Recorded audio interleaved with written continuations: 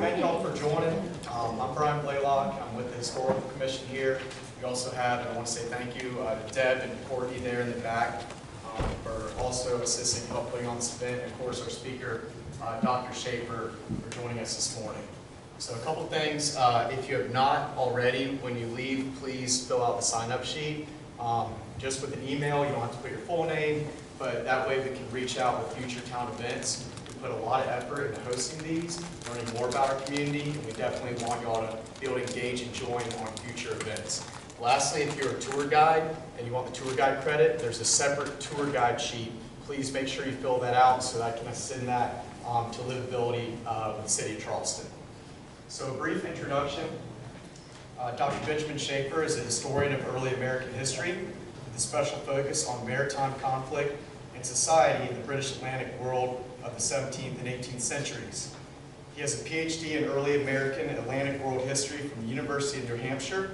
Dr. Schaefer's doctoral research inspired his first book, which is set to be published in early 2025 with the University of Alabama Press, The First Fleets, Colonial Navies of the British Atlantic World.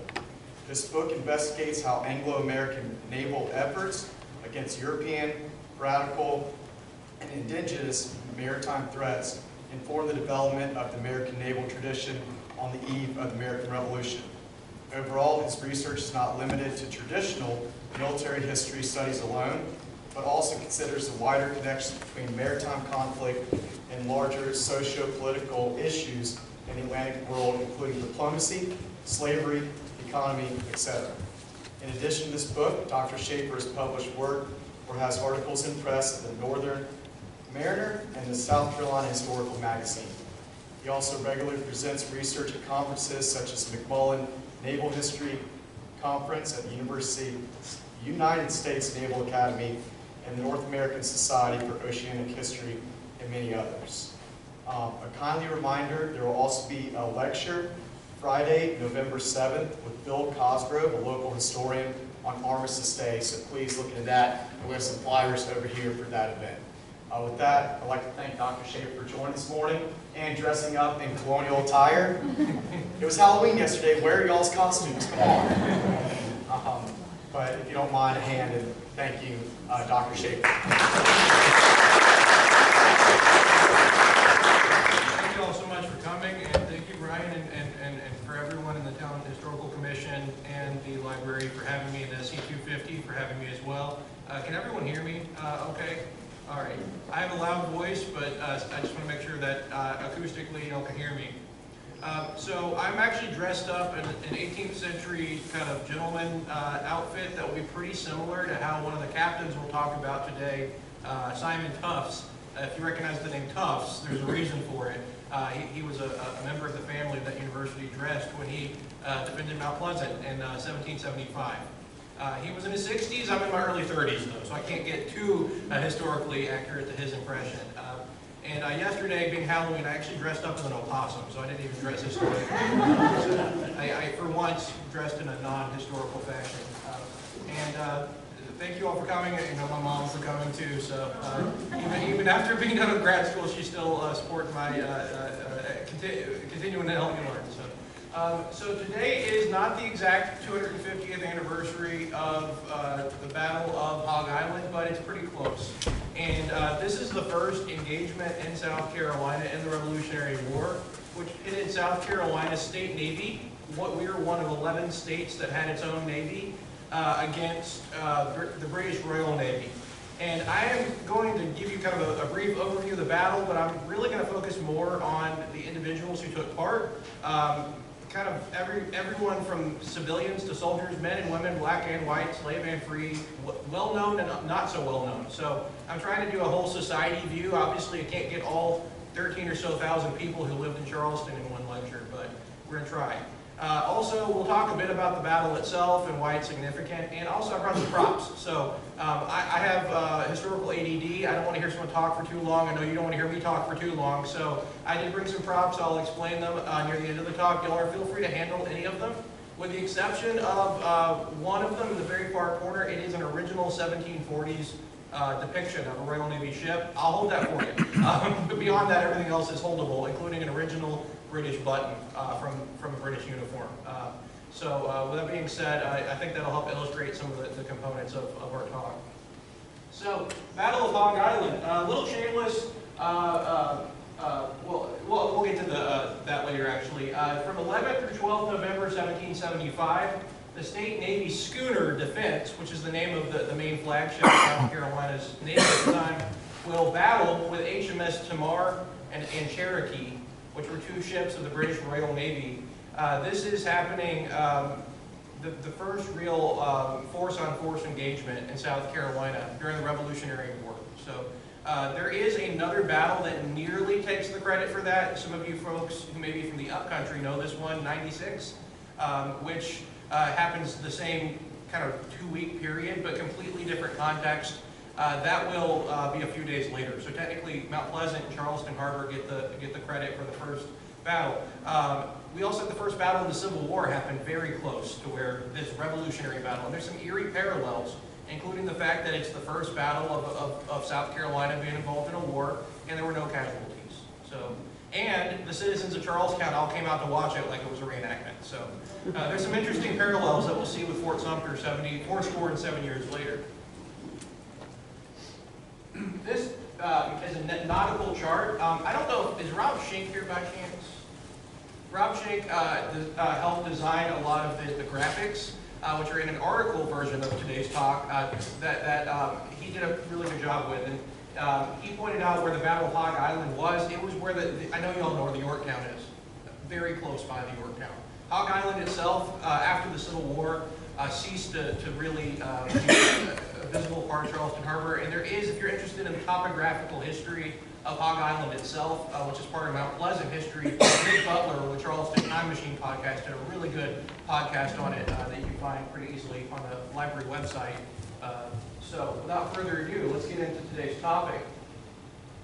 Oh, there's my shameless plug, sorry. I just wanted a little bit of my background, but I won't stick on that because Brian already mentioned it. Go Gamecocks. Okay.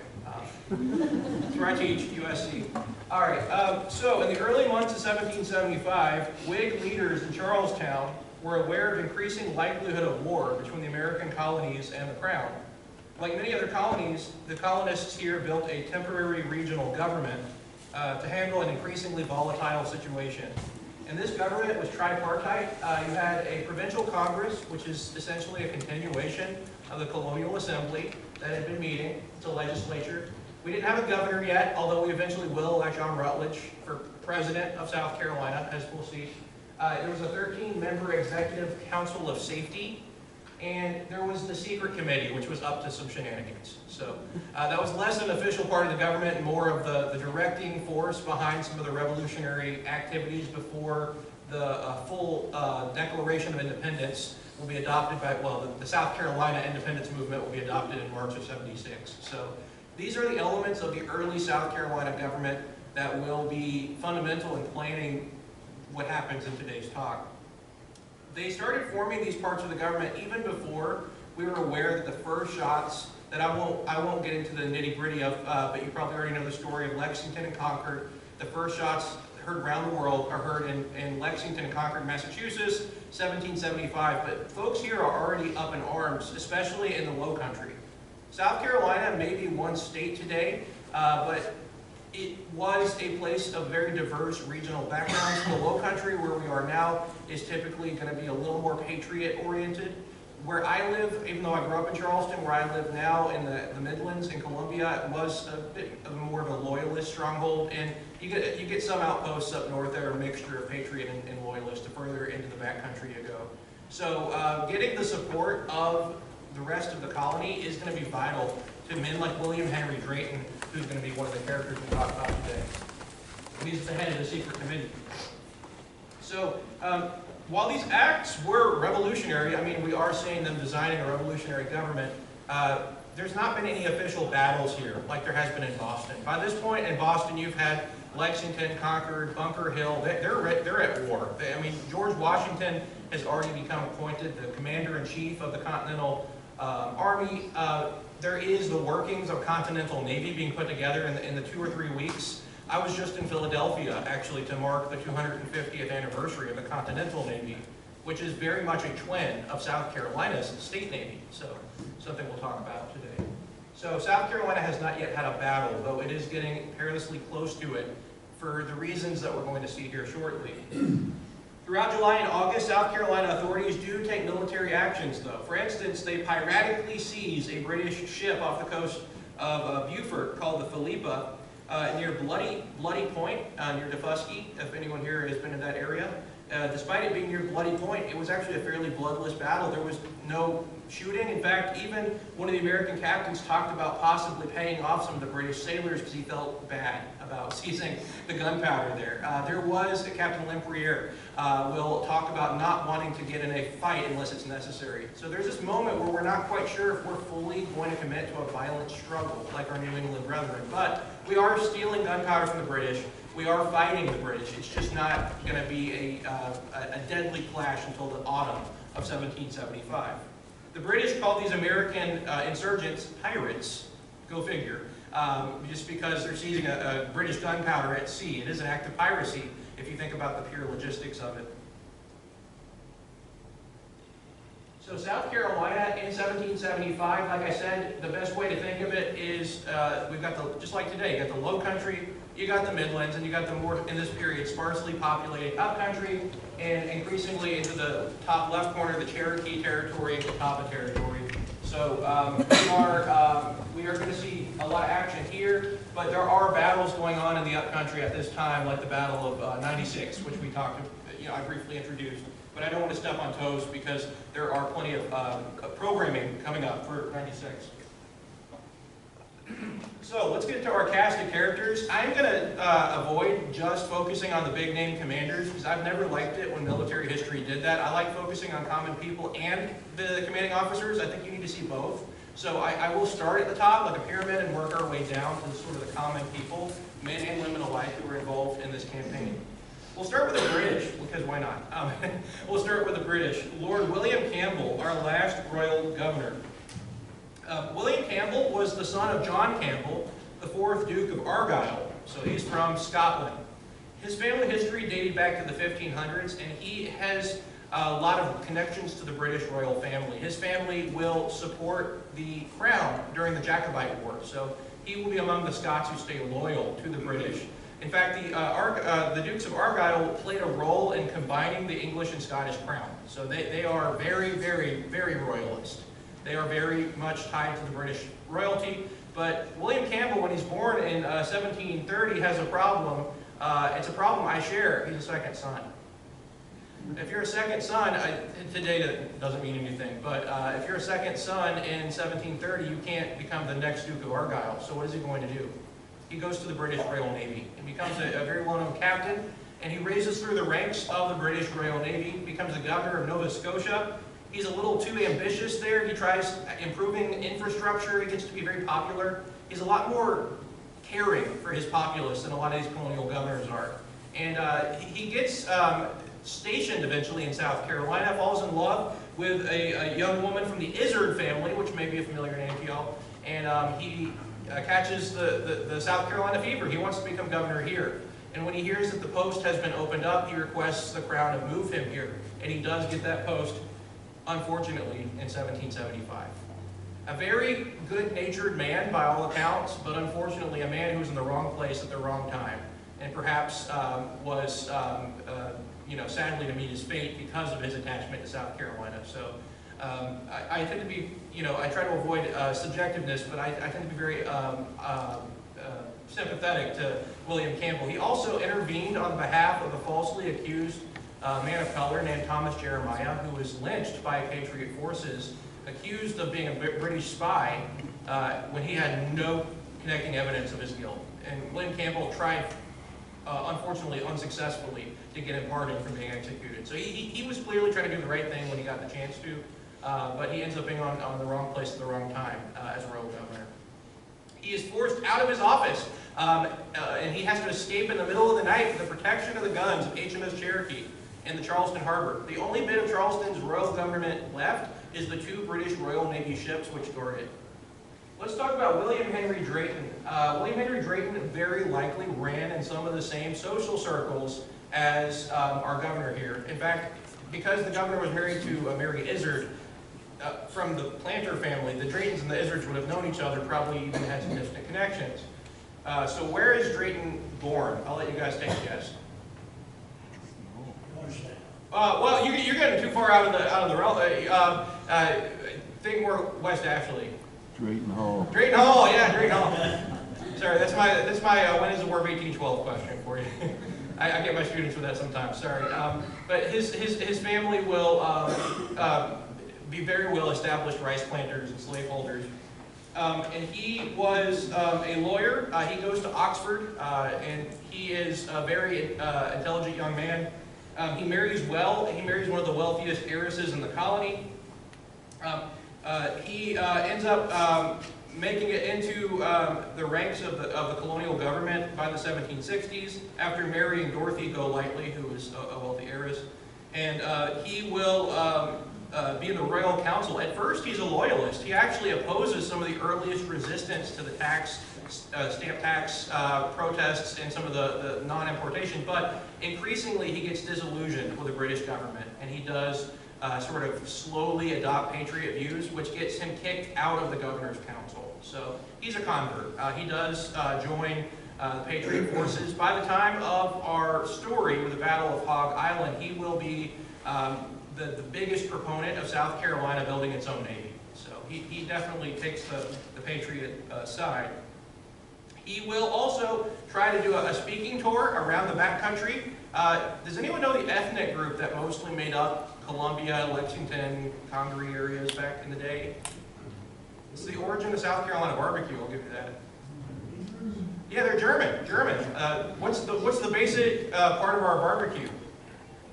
Mustard, yeah, that's a German influence there. So he went to these German-speaking communities in the backcountry of South Carolina and tried to get them interested in the Patriot cause. That didn't work out too well. So, despite that, his strenuous efforts to recruit backcountry settlers were popular with folks back in Charleston. He was seen as a very active proponent of the Patriot cause, and he will get some very important offices in the colonial government as the rebelling government forms. He will become the head of the Patriot Secret Committee at one point. So let's talk about the captains who were involved in this. Edward Thornborough, what an unfortunate man. Edward Thornborough, the problem with him is that he has a son by the same name. And there's plenty of cases in world history, especially in U.S. and South Carolina history, where family names are carried down. But in the case of Edward Thornborough, his son became a very famous admiral of the British Royal Navy, fighting with Lord Nelson. And he was probably the opposite side. At least the son took the father's name and did something with it, but his dad will sort of be forgotten to history or even confused with his son because they have the same name. And when I initially began researching this, I didn't realize they were two different Edward Thornboroughs. Rob Schenck with the SC 250 Commission was able to help me figure that out. Sometimes something that apparent's right in front of you and you don't realize they're two different Edward Thornborough Sr. Will be an older man by the time of the Battle of Hog Island in November 1775. He is not portrayed in this painting. In fact, nor is the South Carolina fellow that we're going to talk about. There's no existing paintings of either. That does happen sometimes. Edward Thornborough was the commander of a sloop of war, which I'll tell you what that is briefly. But it's a fairly small command. It's not terribly impressive. And he was in his 60s having essentially a lieutenant command, which shows you he didn't advance as far as some other people. He's not doing terrible for himself, but he's also not a rising star in the Royal Navy. By the time the Battle of Hog Island happens, he's 1 year out from being medically discharged from the British Navy. And to read one medical report from a surgeon, he said, quote, "He has repeated attacks of the gout, which he has been subject to for 20 years. We are of the opinion that he is totally incapable of performing his duty as a commander." So, poor guy was sort of put out to pasture not long after this battle. Even though he did fairly well in this engagement, he was seen as a liability to the British Navy. The other commander of this battle is Simon Tufts. And Simon Tufts is an interesting character. Especially in my ongoing research, I'll tell you near the end of this talk about my book that just came out, but the book I'm working on next is going to be heavily focused on the South Carolina State Navy. And one thing that's really been interesting to me is how many Northerners were in the South Carolina State Navy. In fact, this may surprise South Carolinians who are used to hearing about South Carolinians fighting in South Carolina, but many of the commanders in the State Navy were from Massachusetts and New Hampshire. And as a South Carolinian who went to grad school in New Hampshire, I just love the irony of that. He ended up in Charleston the way a lot of these folks did. If you're a ship captain, you're doing what? You're traveling. And he finds a home in Charleston. He was from Medford, Massachusetts. His family is the Tufts University family.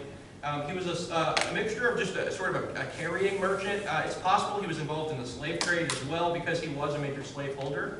He was also a liquor store owner. He had a alcohol slash tavern slash sort of general store he ran on Broad Street. I couldn't tell you where exactly. I just know from the newspaper records, like the ad you see right there, that he was selling Arak, which was a form of rum that's very hard to come by in the U.S. today. And you can see in the same ad, he's selling currant jelly, rum, and enslaved man. So you see him kind of taking part in all aspects of Charleston's economy, both the regular trade and, of course, the enslavement of other humans. So he is not exactly as wealthy as William Henry Drayton, but he is he's at least upper middle class. He also owns land. He probably has a small plantation. He's a pretty well-to-do merchant captain in his 50s or 60s. He's roughly the same age as Edward Thornborough. This is not a painting of him. This is a painting of another captain from the State Navy of South Carolina called William Hull, who is from the Charleston Museum. That's our only surviving painting of anyone in the State Navy of South Carolina. So that's a very important painting. So what about the ships? Well, the ships involved in this engagement, to say ships is actually technically an anachronism. The word ship means it has 3 masts and it is ship rigged. So that's a very niche historical problem. But I'm going to call them ships because that's what we know 18th century tall vessels by. But technically speaking, the American vessel was the Defense, a schooner, a plantation freight vessel, essentially a merchant vessel. She was fighting against Tamer and Cherokee, which were 2 British vessels. The Cherokee were actually not sure what kind of vessel she was. It's very likely she was a small merchant ship. But the Tamer, we actually know a lot about. She was a sloop of war. When you learn about sloops, especially if you watch a movie like Pirates of the Caribbean, you're thinking of these swift, small vessels that are, one mast. They're kind of similar to the sailboats you see in the Charleston Harbor today. That is a misnomer for a sloop of war. A sloop of war is basically a miniature warship. It's basically a tinier version of a British warship that would carry anywhere from 15 to 20 guns. So these vessels, the British, to put a long story short, outmatched the Americans in terms of experience, but also in terms of firepower. The Tamer has 16 6-pounders. She's got 125 sailors, and by the way, a pounder is the name of the weight of the ordnance. That's not how light the cannon is. Try lifting a 1-pounder, I dare you. I've tried it. You can hurt yourself. They're heavy. These cannon weigh tons in some cases. But they fire 16 or so, or 6-pound balls. The Americans had 12 guns against the British 16 and 6, so slightly outnumbering us in terms of sheer firepower. Also, there's technically more British sailors and Marines. So there is a slight advantage they have in terms of sheer numbers. Also, there's 2 vessels, so 2 to 1. The Americans had 70 sailors and Marines. Now, who are these people, and what do we mean by Marines? This week, 250 years ago, the U.S. Marine Corps was founded. In fact, if you know any Marines here, you're going to have the Marine Balls coming up. That's the U.S. Marine Corps. South Carolina didn't have its own Marine Corps. We had the Army. That's right, the Continental Army was put on ships and called Marines. I feel like if I said that at a Marine Ball, I might start a fight. That is what we meant by Marines, though. There was a Continental Marine Corps, they just weren't here yet. They will be sent to Charleston later on in the war. So the Defense was privately purchased by the South Carolina government because the British Royal Navy's captains, Elliot Thornborough and his subordinate who controls the Cherokee, are going to not be, they're unwilling to leave Charleston Harbor. And as it's clear that more and more violence is happening, And there's a fear that the presence of the Royal Navy will not only block up traffic here, but it will encourage the escape of enslaved people, which was a frequent complaint that was sent around in the newspaper. And I'm actually going to pass out right quick a copy of the South Carolina Gazette. It's very tiny. I tried my best to print it out in a way that could be visible. So if you are like me and nearsighted, maybe this is just a thing to take a glance at, feel free to pass it around. There's an issue from November 7th, 1775, where there's a publicly visible newspaper battle between Henry Lawrence, who is a very important member of our colonial government, along with William Henry Drayton, and Captain Elliot Thornborough, arguing about whether or not Thornborough has helped enslaved people to escape. And William Campbell gets involved in this debate too. So feel free to take a look at that. I might suggest using your phone or a magnifying glass. I'm sorry that I couldn't get it more zoomed in. I know that the history room at the the Charleston County Library has a microfilm that you can actually see the South Carolina Gazette in much better detail. Also newspapers.com has it. So. But it's a very, very public battle. Imagine people in a tavern reading this, debating these ideas around this time of the year, 250 years ago. That's the tamer. That's her outline. We actually know what she looks like based off a Royal Navy schematic. So for those of you who are into the size and depths of boats, she's got 16 guns. The sloop of war is very much like, it's a combination of firepower and a fast-moving vessel. So it combines the best of both worlds for firepower and for swiftness of design. If you were to compare it to a modern-day vessel, I mean, think about some of the Coast Guard cutters that can go at fast speeds to catch or interdict drug smugglers, but also have a significant amount of firepower. That's sort of what she's doing. Who are the people on board? Well, we actually don't know a lot about common sailors. We do know the names of some of the sailors on Defense. One of the better known characters is John Featherston. And John Featherston's unique because, for a few different reasons. A few years ago, the South Carolina 250 Commission put together a list of free sailors and soldiers of color and the Revolution. And he was one of the names that came up as someone who demanded payment for his services. This is not him. This is a painting that you may have seen before. It's called Watson and the Shark. These are Royal Navy sailors from about 1760, but the way they look is identical to South Carolina's State Navy. I know this just simply from having looked at the archives and seen that even down to the cloaks they're wearing, that linen frock or smock that guy in the middle is wearing is similar to the ones that were issued to South Carolina sailors. So John Featherston may have looked just like that. He was a free black sailor.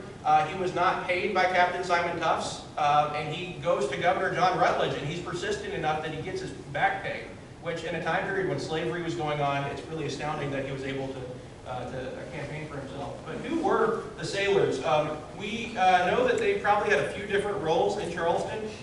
Many of these people are not locals, as I've said, sailors just like today. If you were to interview a ship full of sailors coming into our terminals here, where are most of them from today? Anyone know? Philippines is one of the top ones. Russia, Philippines, India, a few were from China. Back then, it's the same story, maybe not from those specific places, but for being far off. Where he's from, for John Featherston, we don't know. Some folks are local. A lot of them are from other colonies or from other parts of the British Atlantic, or Spain or France or the Dutch. These are a multilingual group of people. Average age, 20s to 40s, and you have a few different layers of common sailors. At the bottom, you've got landsmen, people like me who don't know how to sail.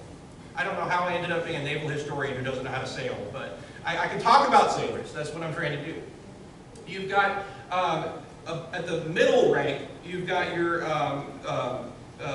people who've been on the ships for a single year. And these men are trusted to do more on the ship in terms of handling rigging. You are going to have this group, they're called ordinary seamen. And then after 2 years, you have able seamen. These are the men who are up the tops of the masts, who are handling a lot of the more significant navigational tasks, sounding the harbors. Above them, you've got various ranks of officers. These small vessels are usually going to be commanded by lieutenants. That's why Elliot Thornborough is not a full captain. You don't get to be a captain unless you get a warship. So have you ever seen a movie called Master and Commander? He's the master, the sailing master of the ship. He's the commander, but he's not the captain, because the vessel in that movie is too small to be considered a full-on frigate. So we're seeing that same situation going on in Lake Jack Aubrey. So these men are from all over the world. They might speak a pidgin language. They are rough. They like going to taverns. They like drinking. They have to be impressed sometimes and forced into the Navy by the British. The Americans don't do that too often. That's something that will be very unique about the South Carolina State Navy. We don't force sailors too often, sometimes, but rarely do we force sailors into our Navy. Why? Why is that is a question I've had for a while. The consensus I've talked with some other folks about is that maybe we're trying to do something different. We are, after all, fighting for independence from the British, who are known for kidnapping and forcing sailors to serve. So maybe, just maybe, theory, we're trying to do something different. But we have recruitment problems, a huge amount of recruitment problems. At one point, the South Carolina State Navy promises to forgive all debts for anyone who will join the Navy. So you can see the dregs of the barrel they're scooping up to try to get into our fleet. We're competing also with privateers, these kind of freebooters who are able to get a huge crew because they're for-profit rovers. We're also competing with the Continental Navy, but they're mostly in some of the bigger northern cities, even though they will be here occasionally. Who are the Marines? Well, they're Army, like I said. That's the 1st South Carolina Regiment. They're very similar to the 2nd South Carolina Regiment who will defend Fort Moultrie. The Scooter Defense has a couple dozen quote-unquote Marines from the Continental Regiment here that will serve on board. The Marines are firing muskets from the tops of the masts. They're keeping order among those unruly sailors. The militia will gather and defend the colony in case the British land, although mostly the militia was called up, men between 16 and 60, just for the sake of reassuring the residents of Charlestown that they're not going to be attacked. This was more of a feel-good measure to call out the militia. We know the guns of Fort Johnson will fire a few times during the battle, and those men are likely who's firing them. Who are the civilians? Well, we actually have records, as I was saying at the beginning, the civilians of town came out. I mean, what else are you going to do in 1775? Go on Netflix? So, but really, why might civilians assemble to watch a battle? Because they're scared. I make jokes about that, but they are genuinely worried that the British are going to bombard the town. So it makes sense they're coming out of their houses lest they get bombarded. So people will be leaving their houses to go and watch. Also just, bystander effect, trying to figure out what's going on.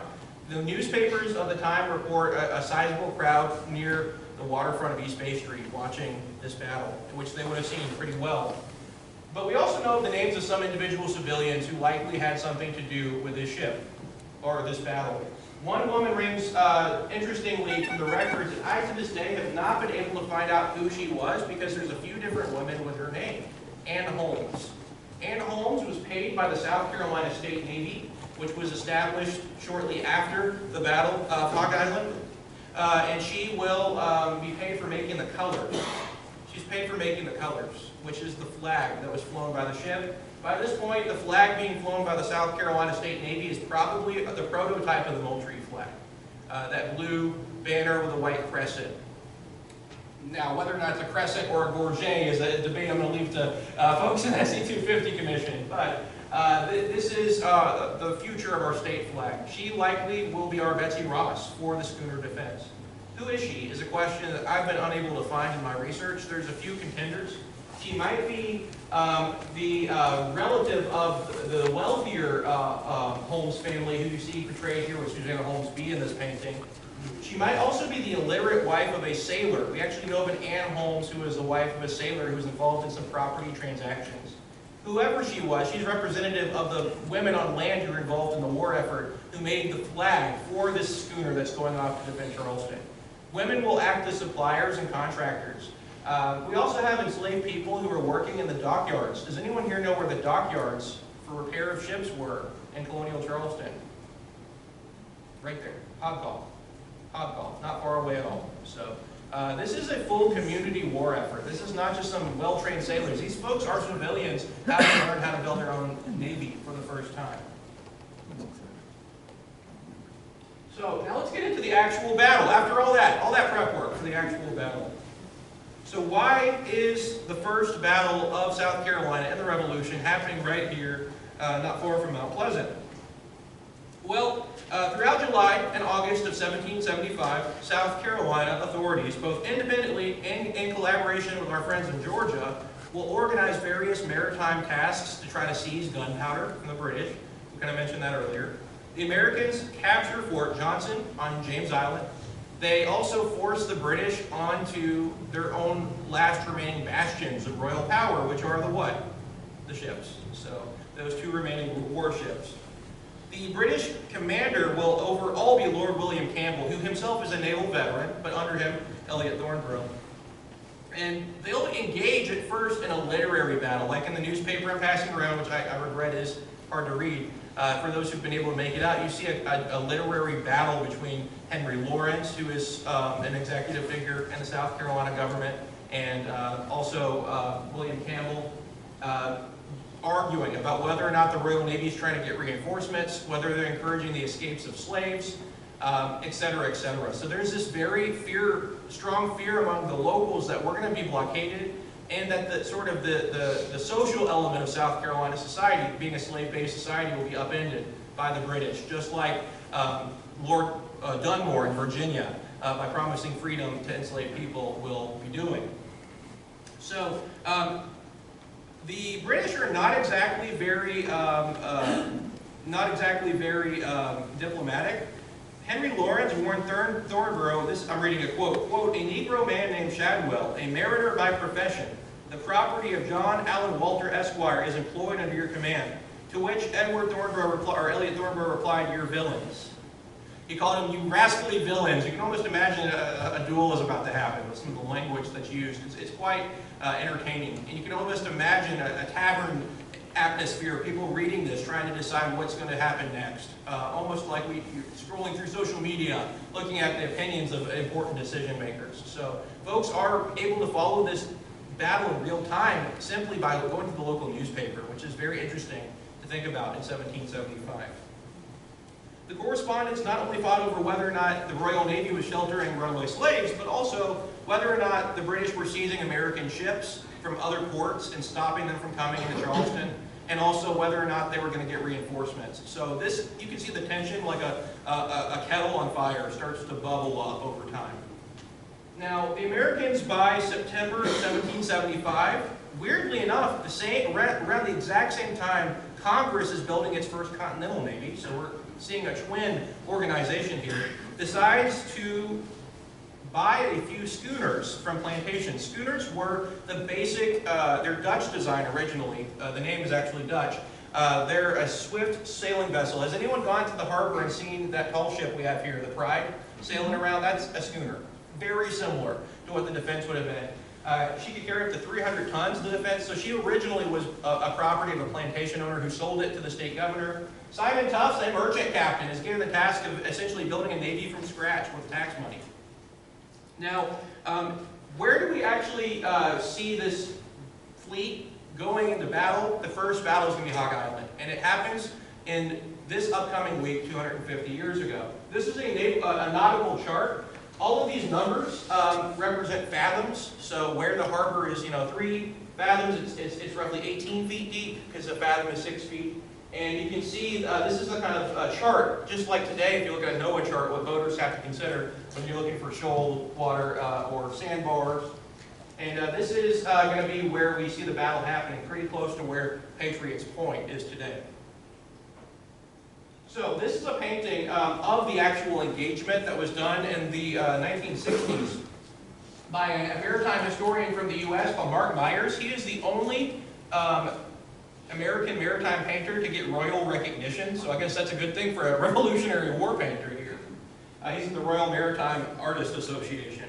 And this is a very accurate painting based off our descriptions of the battle. So let's get into the actual engagement. So the Provincial Congress, led by William Henry Drayton and his colleague and future founding father of the U.S., Thomas Hayward, will make plans to obstruct Hog Island Channel, also known as Hog Island Creek, which connected the now largely non-existent Hog Island to Chutes Folly, which is that island which Castle Pinckney is still on today. So they realized that 3 British warships, if the third feared warship appeared, would easily use the sheltered channel to sneak around American defenses, and it was like a back door. They're worried about the British making it through. I'm going to go back for 1 second. You can kind of see, if we're looking at, the ocean is about where the South Carolina and American flags are right there. those tables. You can see the British were concerned with sailing by the guns of Fort Johnson and sailing too close to the American guns of downtown Charleston. You can see where the idea of sneaking around by going through this channel comes from. And it is an easily navigable channel. Today you couldn't tell because it is largely Patriots Point. So the Americans' leadership sends Simon Tufts to sink various ships. They take some ships, they're going to sink them. They're going to try to obstruct the channel purposefully to prevent the British from doing so.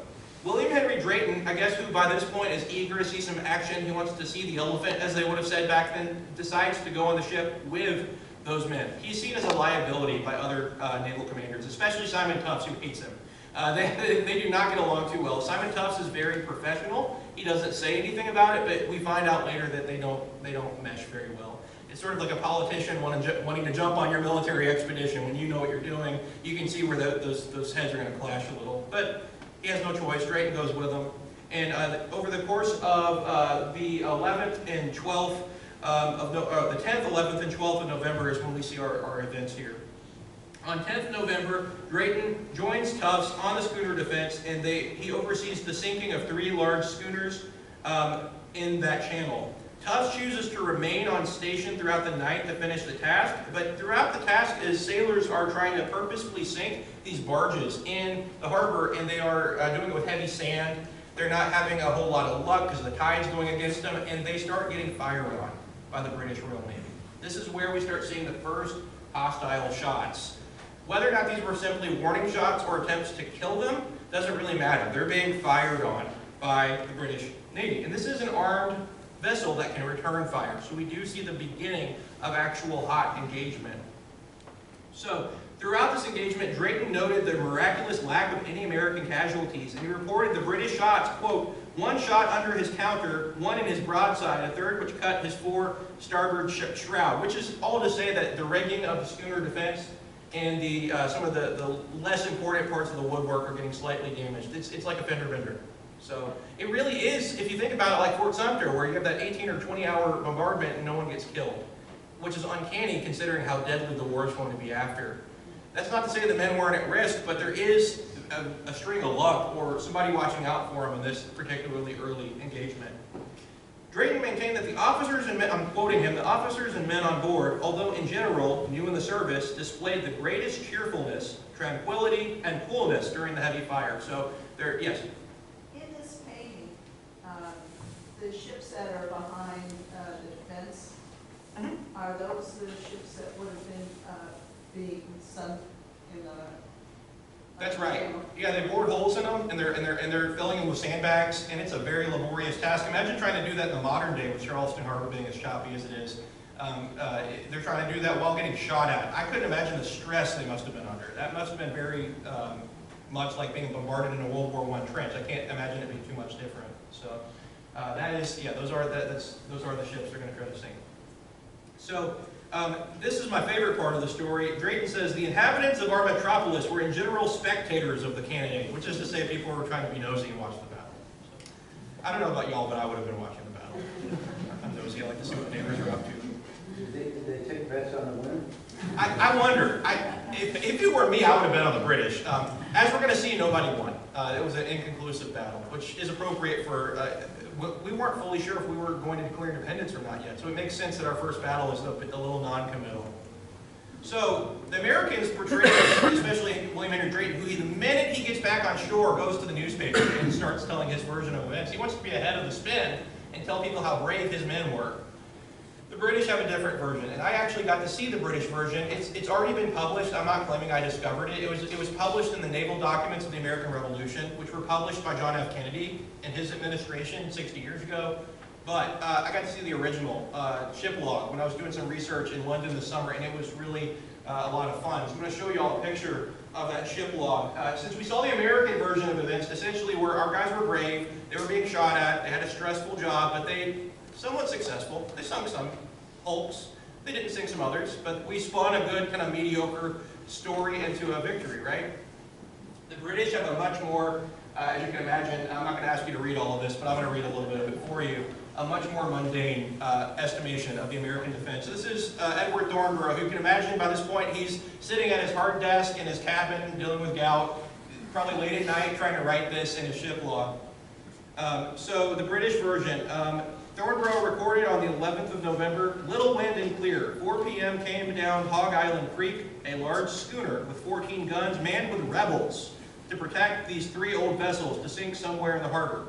At 4:30, Thornborough ordered his men to fire a single warning shot at an American boat that was taking soundings, trying to see how deep the harbor was.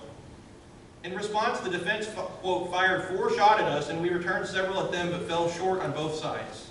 In his entry for the next day, Thornborough maintained the Tamar's and Cherokee's early morning fire was so heavy that it forced Tufts to retreat to Charlestown. So the British are claiming they scared the Americans back to Charlestown. The Americans are claiming they cheerfully went back to the city because their task was done. This is the dilemma of history. Who do we believe? The truth is usually somewhere in the middle. While Drayton maintained the engagement was a glorious show of perseverance in the wake of heavy, tyrannical British cannonading, Thornborough saw it as a mosquito, kind of swatting at a mosquito. The truth is, and he, who is he turning this into? Well, he has to turn this back into the Admiralty. So he's going to try to downplay how much fierce resistance he faces, or maybe he'll upplay his own men's.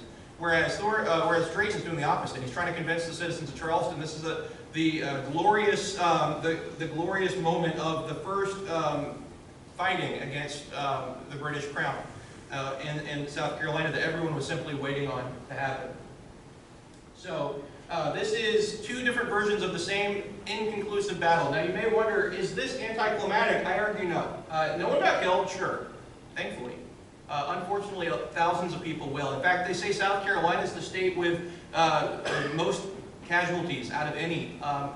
I've heard different debates as to whether or not we're the state with the most battles. I've heard no conclusive conclusion on this. I've heard some say New Jersey's the top, we're the top, I don't know. But we're among the states with the most battles and most deaths. So why is this first battle where so few people and so little damage occurs important? It's not about the physical damage or deaths, it's about the message it sends and the different versions of the event and the people who are involved in the event and the things that are going on in the background that are all much bigger parts of our story here.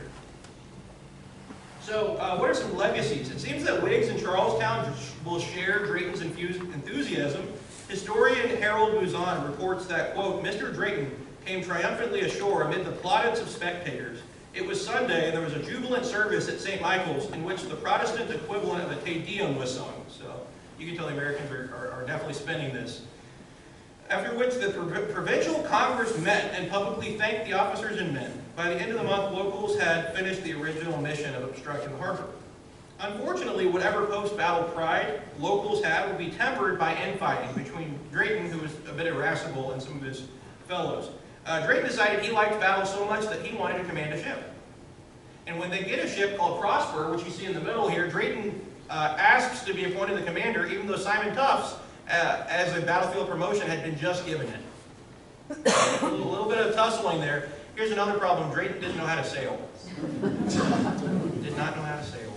Tufts, whether he liked this or not, was professional. We don't have any records of him blowing up. Maybe he privately did, but Tufts has left us with very little records of his life, so I don't know what you can probably imagine what this salty old New Englander sailor had to say about this upstart South Carolina planter trying to take his ship. But eventually the state decides to cashier William Drayton because he's not a sailor, and he goes back to being an important judge and member of the revolutionary effort. So there's some infighting. But on the other hand, this is the beginning of South Carolina's fight against the British at sea, and a few days later the Battle of 96 happens, our fight on land begins. The South Carolina State Navy will only expand from here. In fact, it started before the battle with some of those earlier missions, but officially it gets its first taste here. By the end of the war, the South Carolina Navy will be no longer around because of the Siege of Charleston. But up until the Siege of Charleston, South Carolina had one of the largest state navies of the Revolutionary War. Second only to Massachusetts. It was one of the more active navies till the British wiped it out in the Siege of Charleston. This is a picture of the South Carolina fleet. It's not well talked about. There is one master's thesis about South Carolina State Navy from the 1970s. And you have to go in the Caroliniana Library to see it. So that's why I'm sort of excited to do some more research on it. And also the Georgia State Navy was a very close partner of South Carolina State Navy. You would think North Carolina had a state navy, it lasted for a few months. So South Carolina's got a head start because of this battle. And Charleston Harbor was one of the most trafficked harbors in this time period. The cast of characters were not just wealthy planters, but as we've seen with John Featherston and with Anne Holmes, they included members of the whole community. This is not just an elite story, this is a story of the whole community at war. Simon Tufts will go on to command some smaller commands throughout the war. He will be buried in his garden on Sullivan's Island. I'm actually eager to try to find out where that was. I wonder if there's any records in some of the Charleston archives about where he's buried. He goes to a fairly anonymous grave. His name is sort of forgotten in our history. William Henry Drayton, like I said, becomes an important figure in our patriot government. Ed Thornborough goes on to be cashiered from the Royal Navy. Does anyone here know what happens to William Campbell? Well, yeah, he goes back. Well, he goes back to the British for a while. Goes to New York, and he will actually come back for the Battle of Fort Moultrie, which is whole nother 250th coming up next year. And he dies because of wounds he catches in that battle. So it's sad because he actually really did genuinely love South Carolina. He just didn't agree with the revolution, but he dies trying to reclaim what had been taken from him, which was his royal position. Ultimately, the records of the diverse cast of characters behind the scenes are, to me, more interesting than any of the sort of haphazard shootout that happens. But this is a hot engagement, and people could have been killed. The best legacy, I think, is what is on the site today. What is on the site of this battle today? The USS Yorktown. If that isn't a sign of how the U.S. military at sea has advanced from a tiny schooner to being an actual aircraft carrier, and the USS Laffey too. I don't know what is a better irony there that Henry Drayton would have really appreciated. So with that being said, I want to thank you all so much for having me. And a shameless plug, if I may. I don't know if this QR code works, but I did just write a book on the prequel to all of this. So looking at how the South Carolina and other colonial governments built their own fleets to defend their coast from pirates like the Bonnet Black, and looking at privateers and provincial navies. So this is sort of the prequel to the Continental Navy and state navies. My next book's going to try to continue the story.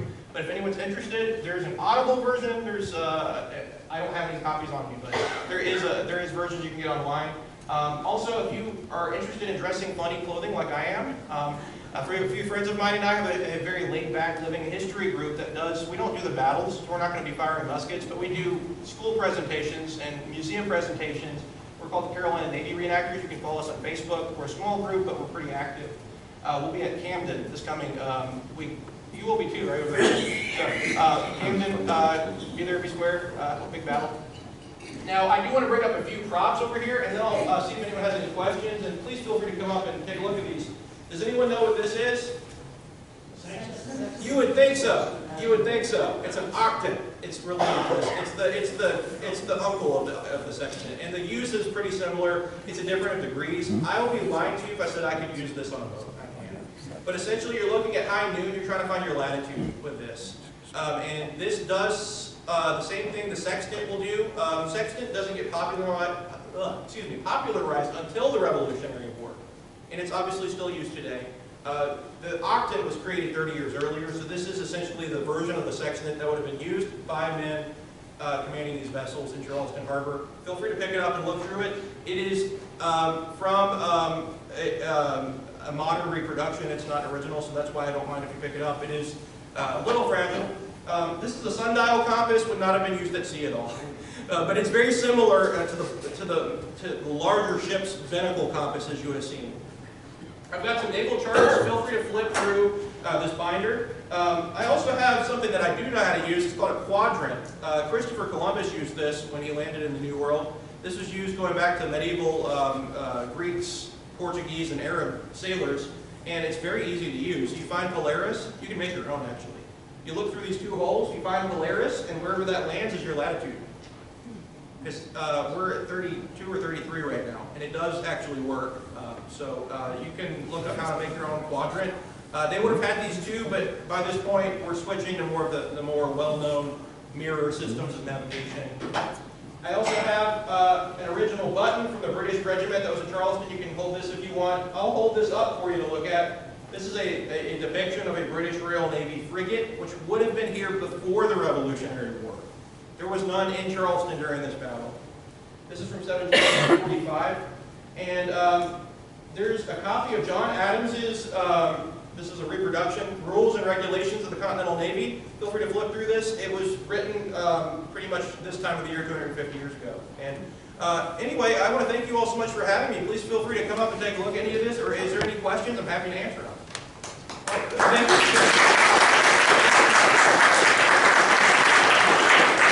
Yes, sir.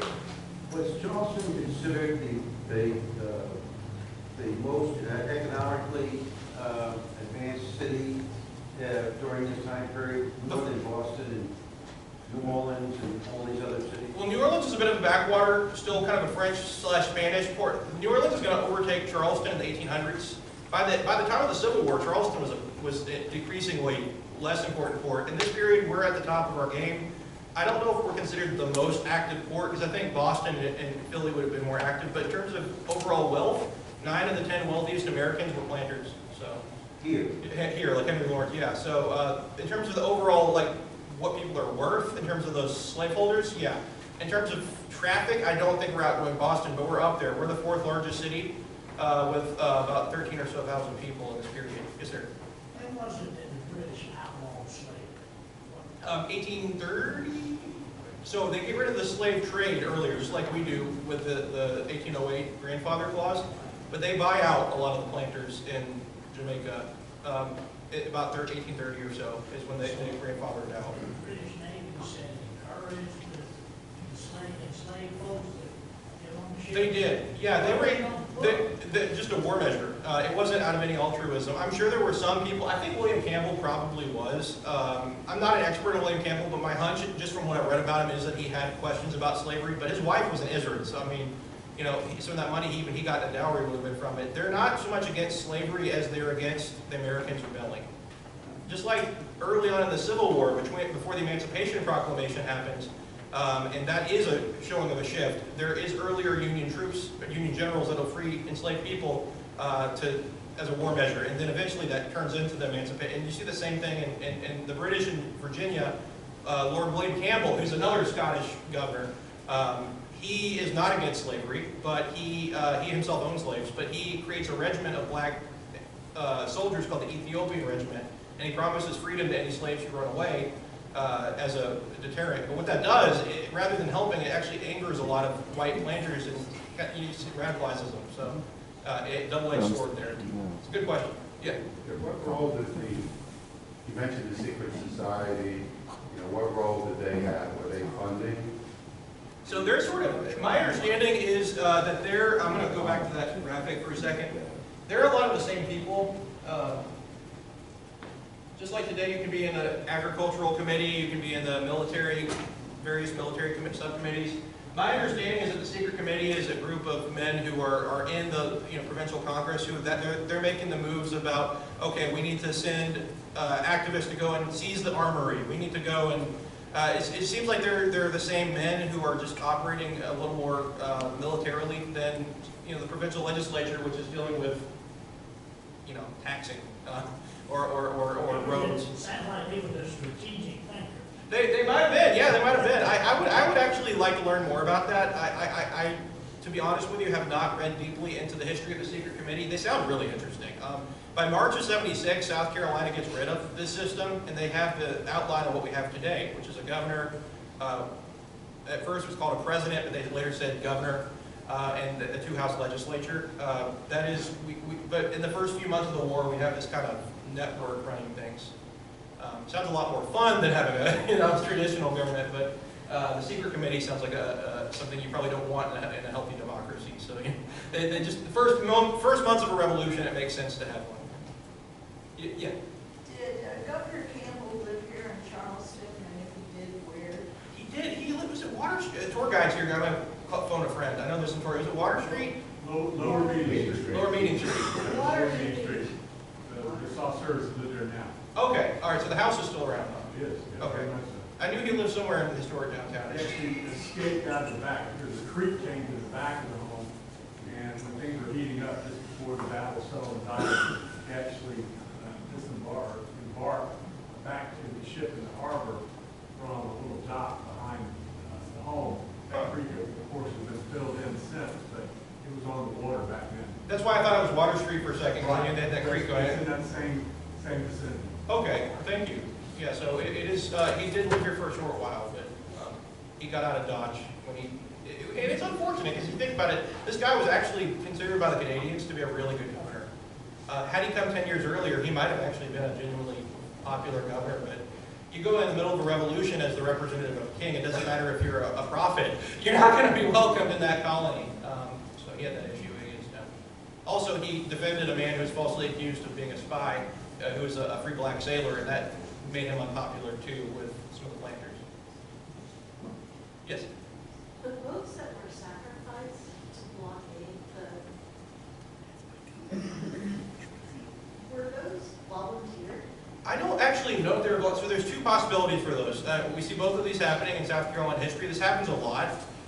It happens in the Civil War too, actually, and it happened earlier when pirates were attacking some others. So oftentimes they will, they can do impressments. The local governor can force locals, like an eminent domain situation, to seize and promise to pay them back later.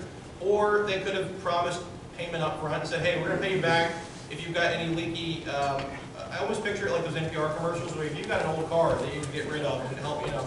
I don't know. I don't know. It could have been one of those possibilities, but they would have been recompensed for it, though. Any other questions? Yes, sir. British commanders basically were on the ships, they had no land support at No. that time, right? They did. So did they just get told to show the flag in Charleston and sit there until they come back? Or Yeah. What would he think? They said, well, we're going to do here now for the next year or so. So the Admiralty was, 300 men. yeah, he's part of what's called the North American Squadron, which is based out of Nova Scotia, and the town's name is, I'm drawing a blank. Someone here could help me out. It's a major British naval base in Nova Scotia. Halifax, thank you, it's Halifax. The British were giving running orders, the Admiral there, where you're giving running orders to different post captains, and he would have been sent to South Carolina with broad orders to, you know, prevent the rebels from being strong. He's going to be answerable to them as well as sort of any higher ranking British ships that come by, but he is referred to in the local papers as captain. Even as a lieutenant, he was the highest ranking British officer left. And the only British forces on land were a few of his men that had been gunners at Fort Johnson. There was no British army in Charleston until '76 when they tried to land at Moultrie or Isle of Palms. So is he just to basically shut down the Congress as, to help prevent? I think his job is to be the mobile governor's mansion to answer to William Campbell. And William Campbell is sort of hoping that he can weather the storm a little bit and get his command back. So I think they're just trying to stay put and not, it's just like with Abraham Lincoln and Fort Sumter. If you withdraw, what does that tell the rebels? You know, you're going to be, so I think it's like you said, showing the flag, but also he's sort of the head HQ for Governor Campbell. And Governor Campbell actually moves to the Cherokee from the Tamer, so I think the Cherokee had a little bit more room on it because it was a merchant ship. So he had a private office in there. And Thornborough is working closely with Campbell to make sure that the rebels aren't getting too salty. No, it wasn't a way of blockading the harbor. They didn't want to blockade the harbor. They didn't want to blockade it from the sense that, so there was a seizure of a couple of vessels, and one of the things you saw in that paper floating around, which is, you might have to strain your eyes to read, is they're arguing whether or not the British have seized a merchant ship from Rhode Island. And the British are also, you got to think too about the context of what's going on outside. So as this is happening, the Americans under Washington are besieging Boston. So the British are really concerned about like this Boston Patriot wave spreading. So I think they're kind of doing this container move here. And also, ships going from New England, you can see why they'd want to seize them. The Patriots in South Carolina have already sent gunpowder up north, so to Washington's Continental Army. So try to contain it like a hornet's nest and try to prevent it from going too far, and not retreating, keeping royal authority present and visible. It seems to be their main tasks. They don't do a very good job of it. And also stopping the Patriots from blocking out channels they might need to use later. And they're waiting on reinforcements. And that's ultimately, by the way, one of the things that sparks this battle is the fear the British are getting a third ship. So blockading might start if the HMS St. Lawrence comes, which it doesn't, but there's a rumor it will. Yes, ma'am. If the painting that you showed us of the battle, if that is accurate, the defense, tough ship, was in front of the channel, Oop. no? Yeah, no, I'm saying oop because I skipped past it too fast. Okay, this painting, the defense. That's Charleston. So you can see the steeples, by the way, bottom left here. That's a Okay. detail I actually just noticed for the first time. This is So one of the those ship- paintings you can keep looking at and learning new things. The defense is in front of, or between the British ships and Hog Island Channel. If I had a laser pointer, I'd show you. Where those, so where it says Battle of Hog Island right there, Yes. it's basically kind of right there blocking that channel up while the men are trying to sink those boats in the channel. Okay, so why would the British want to be firing at the defense? Because they were actively trying to obstruct the harbor from British advances. But if they had sunk the defense, it would have blocked the channel. Well, they're not trying to sink this, so the defense is an armed vessel with Yeah, quite a right. few guns. It's flying a flag. I mean, these are, it's a middle finger to the British, essentially. They're waving a new flag, presumably the crescent flag. We're not terribly sure. This is a debate. They've got their guns out. They're showing hostility. And the British have already suffered a lot. They've forced the rail governor out. They've seized Fort Johnson. So I think what's going on here is you're seeing sort of this, we're only going to tolerate so much kind of response that Thornborough has. And even in his log, if you read it, he says this rebel boat comes armed, and they're defiantly sinking boats in front of my guns. I mean, he was mad. He was very upset with what's going on. So You know, see, He would, the camera- but he would defeat his purpose of keeping that channel open if Well- he had sunk the defense. oh, I see what you're saying. So So maybe he wasn't as I guess I'm confused. accurate in trying to shoot at the defense. He was trying to scare him off. Yes, That's scare them. Yeah, but the defense fired back, and that's where we see this sort of several-hour engagement happening. The defense fires back defiantly. If he had just scurried off, Thornborough would have been more than happy just to stay put. Thornborough is staying probably about where you see the two ships are on the Bellion Road. That commands a lot of that. It's not far from our ship channel today still. It's near Fort Sumter, further out, actually Fort Sumter's a little further back. But you see that's a very commanding center place in Charleston Harbor with deep water. He's wanting to keep his options open. And if the rebels are blocking out a channel that he might need to use later, and they're doing it while flying a flag that's not British, they're armed, they've already forced the governor militarily out of the city, they've captured Fort Johnson, which is firing on them too. This is almost like a Fort Sumter situation from 1861, where how much can Lincoln tolerate before, you've lost that, you've lost this. So the British their presence is receding. He's firing not to kill people necessarily, but just to force them out of that channel. Y'all, I think we're gonna stop questions there, just because we're getting to the end of our time together. I'm sure Dr. Schaefer's gonna stick around for a moment. Again, we have artifacts up front. If you have a personal question or can follow up on anything, I'm sure he will be glad to do so. I know some people have to depart, so I want to thank everybody for joining. It means a lot to myself, the Historical Commission, SC 250, and of course, Dr. Schaefer, I'm sure, to see this type of audience on a Saturday morning. I know it's a beautiful day outside. That's why we're going to wrap it up, so you can go and continue your day. So again, a round of applause for Dr. Schaefer.